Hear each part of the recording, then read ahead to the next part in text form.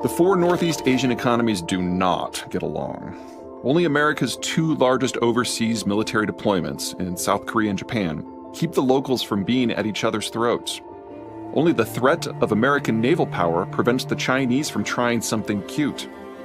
Whether because of local historical anger and angst or American departure, in the world unfolding, there will be no way on earth the East Asians are capable of the sort of productive cooperation necessary to enable broad-spectrum, multimodal, integrated, and peaceful manufacturing supply chains.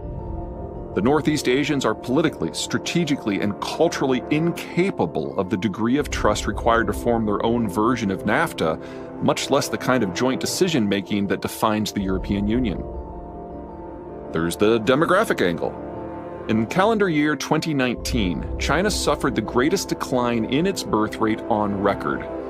Sad to say, it was expected. The one-child policy had depressed China's birth rate for long enough that China is now running out of 20-somethings, and 20-somethings are the people who have the kids. Generate fewer young adults, and the new generation can't have many kids. Cram them all into urban condos, and even those who can have kids don't want to. Data from 2020 indicated an even greater drop.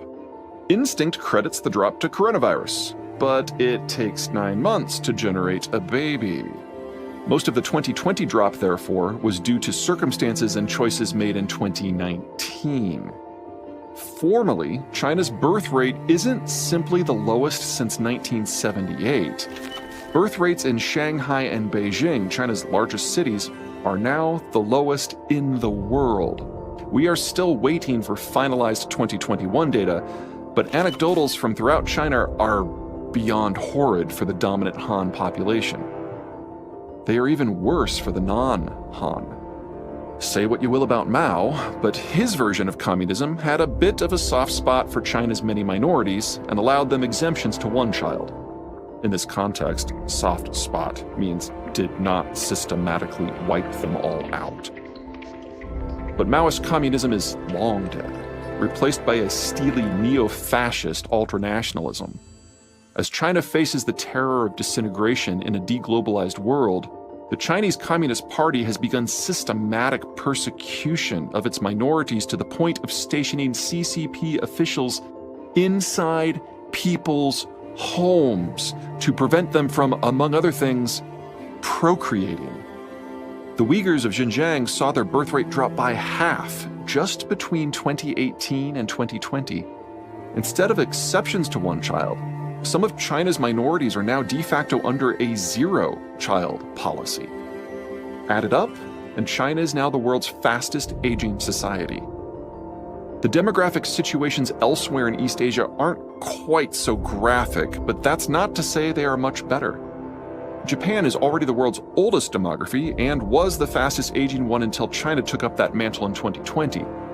Korea's baby bust started 20 years after Japan's, but has progressed faster. Taiwan and Thailand are roughly a decade behind Korea. Even populous Indonesia and Vietnam, with roughly 400 million people between them, have been bitten by the urbanization bug. Neither is close to that no-return point, but their demographic structure in 2021 looks remarkably similar to China's in the 1980s. Rapid aging strikes the Asians with a triple bind. First, aging workforces may typically be more productive, but they are also more expensive. China's low-skilled labor supply peaked in the early 2000s. The end result is as clear as it is unavoidable: higher labor costs. China is no longer the low-cost producer, and it hasn't moved up the value chain fast enough to be the high-quality producer. Second, such rapid aging precludes the Asians in general, and the Chinese in particular, from ever breaking away from their export model. There simply isn't enough local consumption to even hope to gobble up everything the Asians produce. And if the Americans no longer empower the Asians to export the world over, the entire Asian model falls overnight. Third and finally, rapidly aging workforces are perfectly capable of collapsing under their own weight via mass retirement. There's the question of input access.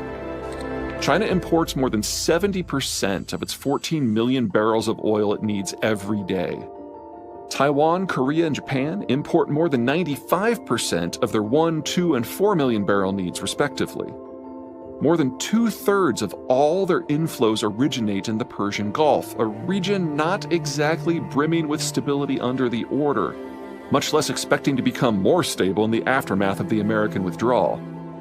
China is the biggest importer of every industrial commodity, with the Japanese and Koreans reliably showing up in the top 5. Energy aside, nearly all the industrial commodities in question come from the southern hemisphere, with Australia, Brazil, and sub-Saharan Africa being the biggest players. What doesn't come from them comes from Russia, and while I wouldn't put Chinese-Russian conflict at the top of my things that can go wrong list, it is nowhere near the bottom either. The Russians, after all, have a time-honored tradition of using resource flows to extract geopolitical concessions. Perhaps the biggest problem for the Chinese will be the Japanese. China's navy is coastal and near coastal, with only about 10% of its surface combatants capable of sailing more than 1,000 miles from shore.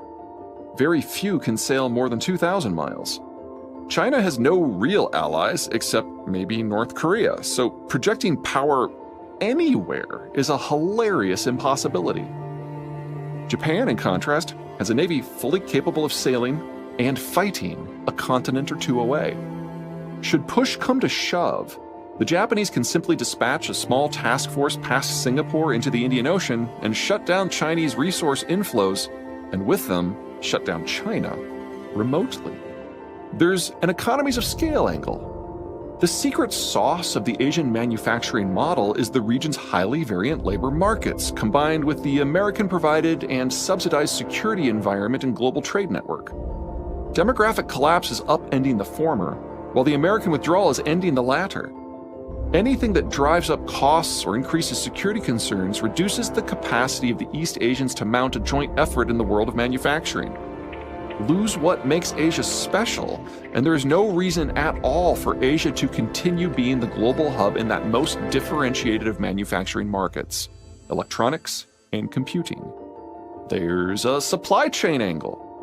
Anything that raises the marginal cost of manufacturing or transport, or increases instability and risk in manufacturing or transport, eliminates just-in-time inventorying from even theoretically working. That forces manufacturing closer to end consumption points. Since Asia Inc. is the world's largest manufacturer and exporter, it is this part of the world that will suffer the most from the future co-location of manufacturing with consumption. And since the very concept of just-in-time means no one stores much inventory, when it goes down, it'll all go down.